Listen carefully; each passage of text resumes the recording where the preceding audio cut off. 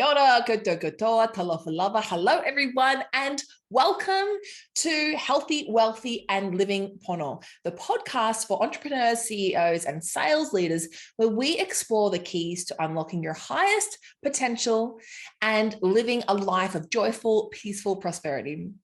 I'm your host, Bianca Iono. I'm an alignment guide and business alchemist here to help you navigate the intricate balance between health, wealth, and aligning with your purpose. So I specialize in working with high performers and entrepreneurs, helping them break through barriers in revenue, profit, and inner peace. So I work with my clients to help them increase their instinctive clarity, release the pressure to perform, and unleash their genius into the world. Essentially, the focus of my work is to help you remember that you're not a human doing, you're a human being. And when you can align to oneness, the divine order of all things around you, you are in harmony with the interconnectedness of all things in the universe. And this is where you become the conscious creator of your reality and unleash your limitless potential.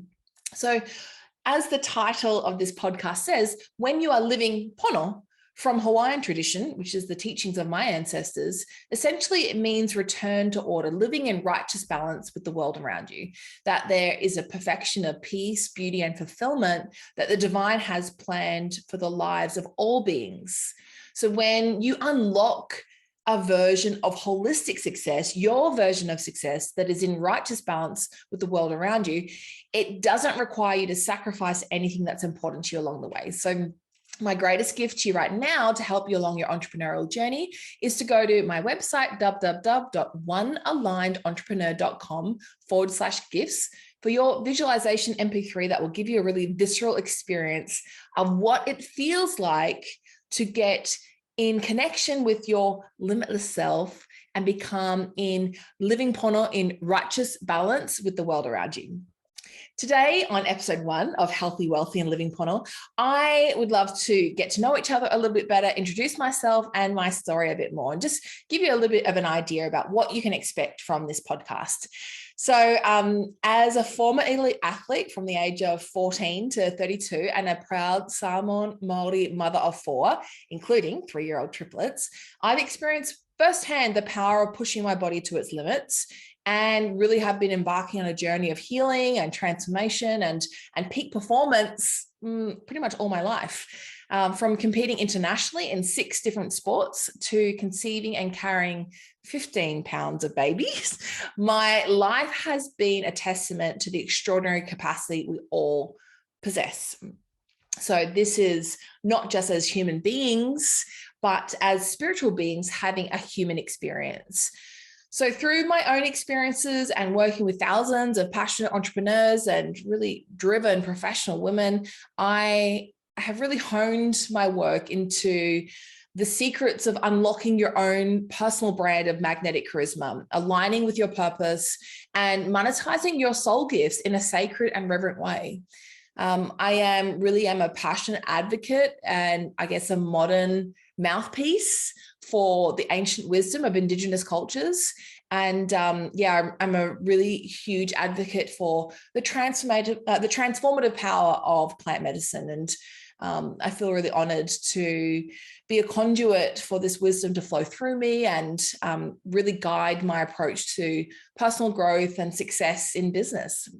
So on this podcast, we'll be diving deep into the realms of both the masculine and the feminine, the physical and the non-physical, and exploring how finding your perfect blend between the two can really lead to that optimal flow state and peak performance in all aspects of your life, which I really put down to accessing joy from your higher states of consciousness, feeling it, processing it, expanding it in your body, and then allowing it to spill out in every area of your life so that you can allow the joy that you feel within to create joy-driven momentum that drives the growth of your business and your journey here on earth. So we'll be discussing practical strategies, sharing inspiring stories, and inviting experts to join us on this journey towards expansion, wealth, and becoming powerful catalysts for change.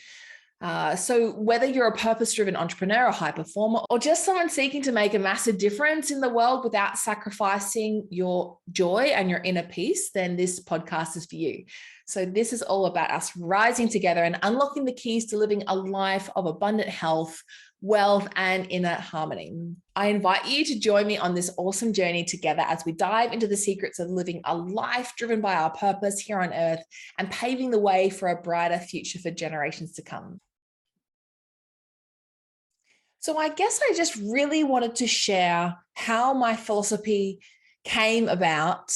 And so much of it has got to do with the journey over, I guess, the last 14 years, where I was really struggling to find my career. And I discovered the power of profiting from your purpose. I really discovered the concept of soul money.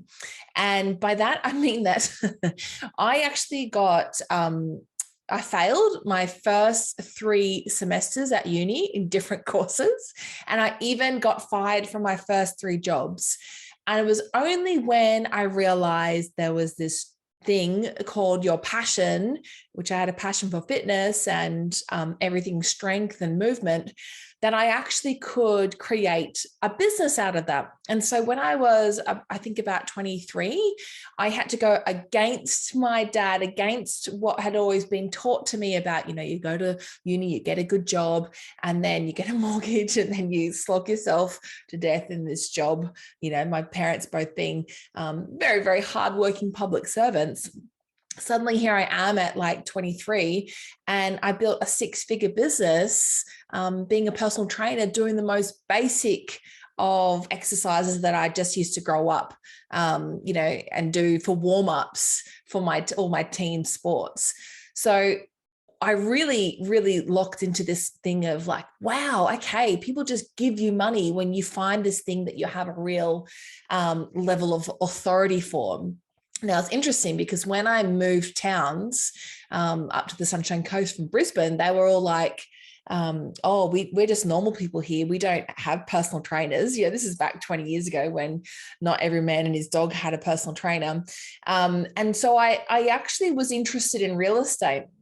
And so I went and I was in real estate sales for 6 months, and it was dead set like leading the lamb to the slaughter. I hated it. People wouldn't give me eye contact. I realized the way they would in fitness, because I was just a young woman who didn't really have the kind of authority that made people with money, older men, like big health, big financial decisions. It was really cutthroat and awful. Whereas as soon as I stepped back into the health and fitness industry, suddenly people respected what I had to say. They sought me out for my expertise, and I never really left. That was really my big wake up call in learning about this power of profiting from your purpose. But, as you do, and you go into these big political unrests when you're working for yourself or working out of gyms, and I decided to go out on my own, and I had one client. I had enough equipment to have in the boot of my car, and I slowly built my business up by subscribing to some really, really great business methodologies, but specialized, for fitness business owners. And I built my business up from one client to like over 100 clients, 5 staff, turning over more than $250,000 in just under 3 years. So an award-winning business. I was winning body sculpting competitions. I had all these, publications in, I was getting all this PR and being on TV and all the newspapers. And eventually I just got to this point where I was so far removed from that real heart-to-heart connection that I had when I grew my business. Now suddenly I was like having to be the person who had to put out spot fires, or had to, deal with refund requests, or, trainers or employees that weren't basically delivering the kind of service that I was selling. So it became this real, like, I found myself being trapped, my soul withering again in this new dimension that I'd created. And I had so much money coming in and so much money coming out because I just really didn't have any concept for a lot of money, right? Like 22 grand would be in my account. I had no idea what to do with it. So I just found ways to make my life easier, which seemed to be ask other people to tell me what to do.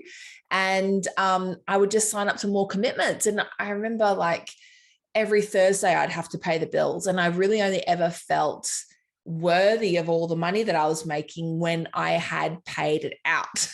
So basically, when I had hardly any of it left, I was like, oh, great. Now I can say that I'm worthy of having that money now that I've spent it. So it ended up being this whole, like, come to Jesus moment where I was like, you know, somebody asking for $50 a week less than me. And I thought, you know what? And that's what it was. If I have to train somebody again, I will burn this place down. And that's what happened. You know, I realized I was selling time on behalf of other people. And so I actually had to be infinitely more magnetic and infinitely more charismatic to promise on behalf of other people. And then all my job was all about helping them become more magnetic and then become more charismatic, whilst they also received all the you know, on the ground level rewards of clients being really overjoyed and getting great results. And I just, like, the clients didn't even know me because I was trying to build this business, this contraption that was meant to allow me to retire and somehow, like, find my joy by buying my way out of it. So basically, I just burnt the business down. I ran it into the ground. And it really was when I discovered my first mentor, Karen Smith, taught me about be, do, have. So basically that, if you think about, I look at it like 4 concentric circles, you know, smaller circle rippling out into a bigger circle. So who you are being at the very core is actually what dictates how you are being out in the world. And then that's what dictates what you do. And then that's actually what creates what you have, the life that you live, the results that you have, the body that you live in, the money that you make. But so often people look at the external effects or the ripple effects and they think, hey, look at what that person has. I'm going to do what they do so I can have what they have. And people kind of fall into this trap of being human doings. So often it would happen, you know, one of my clients would lose a lot of weight and look really fit and healthy. And people would say, how, you know, what have you been doing? I need to do what you're doing. And, you know, they would often not get the kind of results that my clients would get because the shift that they'd actually made was who they were being on the inside was somebody who was being more self-loving, more honoring, more caring. Then they went out into the world and they did things that reflected that they had this greater sense of self-worth. So I guess, you know, not realizing that I had actually been building my business really, and then doing all these things, just so hungry for external validation, so hungry to be successful in the eyes of my peers, in, oh my gosh, like to be famous. Like I actually tried out to be a gladiator and, yeah, on Channel 7, and I got shortlisted. I was going to be Bionica, and they ended up giving that name to somebody else, bastards. And her name didn't even sound like Bionica. But you know, fair enough. I'm glad I didn't go on that show. But you know, I was just so hungry and striving for this idea of success that was all about postponing, that kind of justified postponing your happiness in the future, in the present. So if you think about like throwing a rock into a river, I was constantly throwing this rock of not enoughness, of anxiety, of dread, of pressure. And it was rippling out and changing everything in my world as a result of those rocks that I was throwing in. And I was constantly trying to put all my faith in my doing and that I could shift this and somehow, you know, outthink, out-strategize, out-push, out-maneuver so I could have this, I don't know, life of success, a successful life that I thought was going to make me happy. But whatever I created was still not enough. It was still, it had so much anxiety and stress built into it. So I was making a crap ton of money and then just taking hardly any of it home. I was working myself, 80 hours a week. I was neglecting my partner, neglecting my dogs. I was pretty miserable, even though externally I looked really successful. So many people come to me, and I see this from a mile away, that it looks like this really complex, to them, it looks really complex about why they've been held back by this, at this certain income level, and that they're trying to break through to this next level of success. But it's like trying to drive a car with with your foot down on the accelerator, but the handbrake is up the whole time. Not only do you not get where you're going, you also cause a lot of damage and heartache and, wasted resources along the way. So I really came to this conclusion going, I am completely living a version of success that is not making me happy, that is somebody else's, that I just picked up by default, that is basically an extension of what I really see in Western society as the worship of celebrityism, the worship of, like putting celebrities on pedestals. Like I was obsessed. I wanted to be like Michelle Bridges from The Biggest Loser. My main goal for my fitness modeling was I wanted to be one of those girls who was photographed for doing the exercise demonstrations. That was the limit of what my 25-year-old self or 30-year-old self cared about. It just it drilled me into the ground. And so there was a lot of messiness to try and extricate and pick up all this this web of stickiness that I had trapped myself under, of expectations, of debts, of spending money to make money. That's what I was just constantly in this way of, well, if I strive, if I put myself under pressure, if I put myself up against the wall, that seems to be the way that helps me get to a new level of success. But I'm so bloody exhausted and I've compromised so much of myself along the way that I can never stop. I was making so much money that in the first sort of 3 months of my business, I rang up a 16 grand GST tax bill. I was like, what? It was this really, really strange world. So anyway, after 3 years, I burned it to the ground, and I really just decided that, I'd write a list of all the things that I wanted to be able to live as my version of success. And the main business model that I realized is that if I have to do anything out of obligation, out of this sense of I've got to do it for somebody else, or some level of sacrificing my present moment, thinking that sometime in the future it will pay off. If that was a limb, I've cut it off. It's dead. It's dropped off. I cannot do it. It's just not available to me anymore. This idea of, sacrificing your current happiness for this idea that someday in the future it might pay off, it really died. It really died. And so I thought, you know what? I just want to have a business model where I can rock up and be fabulous. I can create awesome experiences for my clients, rock up when I am delivering the mic drop moments at the perfect time that deliver amazing aha moments and life transformational, change for my clients, and then back off and go away and, just enjoy myself and create from that place. And in the moment, I had to sort of recreate and do my business. And I started just going back into one-on-one personal training, mobile training. That was what I used to do back in the day. I just used to do one-on-one mobile personal training. I was making about $100 an hour and I had hardly any expenses. And then I started getting staff and got a premises and got software and totally subscribing to this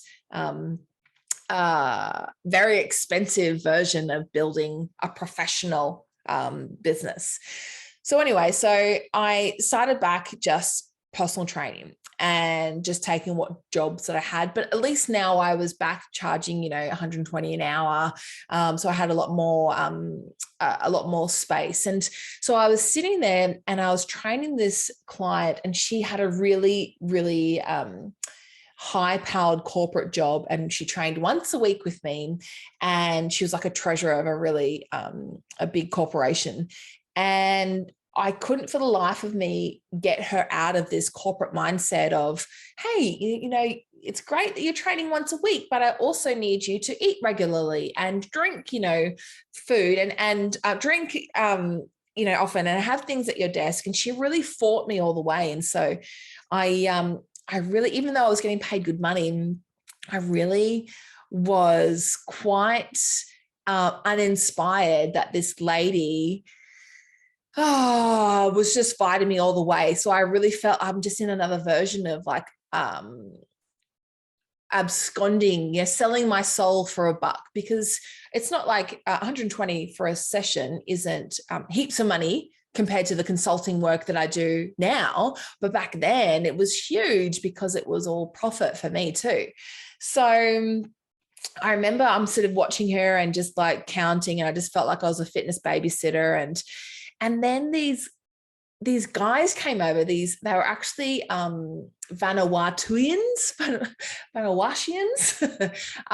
and there was these two guys, and they came over and they started using my dumbbells and all my stuff. And their Australian host came over and he was like, I'm really sorry. They come from the jungle and they don't know what it is to like that those are your pieces of equipment and they're not just available. And these guys were just such beautiful specimens. They were doing pull-ups and they were doing, flips. And here I was looking at this lady who had totally sold herself for the corporate lifestyle, and these like beautiful specimens of human beings. And they'd never seen an escalator before. They, if they were hungry, they'd just go out into the jungle and get a chook and come back. And this guy used to bring them out, someone from their village on a regular basis. And it was, I don't know, some kind of cultural exchange thing. And in that moment, I was so humbled that here I am, like, how could I explain that I was making that much money to people who live in the jungle for teaching somebody how to exercise, which they wouldn't even need to exercise. And I was so humbled by that moment. I really got into this place of like, there is a bigger reason to be living for than just making money, than just being this like shallow version of oneself. So it was a whole nother level of like connecting into my Indigenous ancestry. And it was really looking at to this place of where have we as a modern society gotten so out of touch with our health, with building wealth in a sustainable way, and basically just not being jerks, not being total jerks in the process of it. And I ended up working in, and I ended up creating high ticket offerings. So I ended up taking my my knowledge of how to sell high ticket, which is like selling $3,000, $5,000 packages up to $12,000 packages, and really creating a lot of leverage so that I was exchanging a lot of the information that I had to take people through and turning my IP into courses. And that was back in the day when probably not many people were doing that at all. And I was helping my clients getting really great results. And, now I'm making like $1,500 an hour. Now I'm, back in the day, it was like, I remember being excited about making $35 an hour, and now I'm making $1,500 an hour. But the same thing kept happening. The same thing kept happening where clients were paying me a lot of money and not implementing the work. So I didn't feel congruent. I didn't feel like I wanted to be a part of this you know, inflated prices thing where you're just selling people not on the promise of them actually going to be able to deliver results, to receive the results that I was helping them with. And along that journey, I also was really exposed to a lot of business mentoring that when I was doing a lot of consulting, like wellness consulting behind the scenes for people who are entrepreneurs of like 7 and 8 figure businesses, I was kind of like, wow. So if I knew, if like, I would never have listened to your business advice or followed your business advice had I known how chaotic it is behind the scenes. Had I known, you know, about how you speak to your spouse, how much you neglect your children, how much your health is suffering. If I had have known like just how poorly you look after yourself, like just even personal hygiene, how poorly you speak about other clients, how much drama you create in your life. And, you know, it was this real awakening moment that so many people on the forefront of teaching us what success is and how to create success actually like I wasn't making anywhere near as much money as them, and I didn't perceive myself to be anywhere near as successful as them. But I was like, you know what? I actually like my brand of success way better than you. And, you know, I guess I'm having this real trigger moment now, probably 7 years after that moment.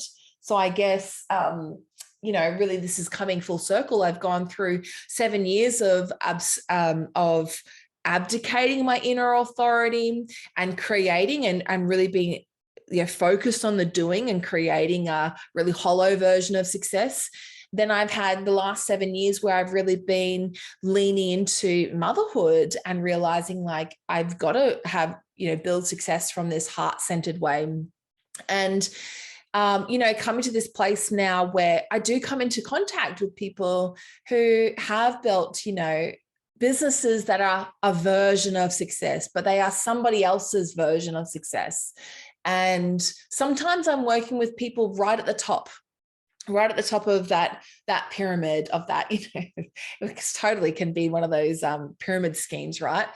But sometimes I'm also just working with people more so on the ground level who have been trying to emulate that version of success and have, just like sucked all the soul of themselves along the way. And yeah, it's really just triggered me in this current moment when I'm, you know, chatting with this guy, chatting with this business owner and seeing how miserable he is, how trapped, how stuck he is by his version of success, even though he's making a lot of money, he's not taking much of it home. And so, you know, I feel for guys because what's lacking is this feminine level of connecting and heartfeltness to their incredible masculine action taking. And I'm not trying to demonize one or the other. You need the balance. You need the balance of both the inspired action and also the heartfelt centeredness along the way. And yeah, when I see it's kind of like, yeah, it's like a split in somebody's integrity. It's actually a real dormant power, a lack of wholeness that people are operating from outside of integrity and outside of what's in their highest level of alignment within their person. And then when they are replicating that down through the people that are following them, are listening to them, it just really motivates me and spurs me on to this place of like really advocating that all that glitters is not gold, of recognizing that there is kind of a glamorized version of success that we are being fed. And, you know, people aren't necessarily even consciously doing it, except that when you find out things that are going on behind the scenes, like one of these big mentors, and I would get on the calls and I'd be like, working on the team. I'm like, I'm getting anxiety listening to you. Like, what's going on? There's this like such striding hypiness, that real Tony Robbins kind of like jumping up and down, and let's get into state and get super hyped up. And I'm like, oh my God, I'm getting anxiety, because they are striving outside of themselves. They've lost that connection within their inner wholeness, and thinking something else outside of them, that they have to be something that they're not, will give them the happiness that they don't have, which is really a being shift, not a doing shift. Yeah. And then finding out that, that person is spending 3 days hyping everybody up, and then the other 3 days of the week in bed with like crippling anxiety. And then they tell everybody months later, oh yeah, and I had suicidal thoughts, but then that just ripples this next level of going, oh wow, 6 months ago you're suicidal and now you're making hundreds of thousands of dollars. Yeah, I want to know from that. Ugh, you can feel how gross and awful that is. So I guess that really is a big motivation for me with this Healthy, Wealthy and Living Pono podcast, just to really show that when you have really like fulfilled and experienced, I guess you can call it like a $500,000 meltdown. I've heard it called $1 million meltdown. But just when you've really had that come to Jesus moment, that anything that you create that's not in alignment with your highest purpose here on earth will always create something that is out of balance, out of righteous balance with the world around you. And it does, splinters of integrity create chasms of consequence along the way. Basically, I found that nothing is worth leaving your center to create. Nothing that says that who you are isn't enough. That your joy right now in this present moment isn't anything that says that isn't your most powerful compass, asset, that connection, that spark, that divine spark. This is the ember of this flame that we are nurturing here in this podcast. And just to really help you, give you permission that it's not an either or. You can have money and you can have joy. You can have success and you can have joy. That it's not a pipe dream. So yeah, I'm really looking forward to going along this journey with you, and hearing your feedback, and really want to welcome questions, comments, feedback. I'm a generator, so I love getting that kind of feedback, and also so I can respond to it. And also just I think giving you permission to be your real, honest, raw self. I think that's probably one of the gifts that I give other people.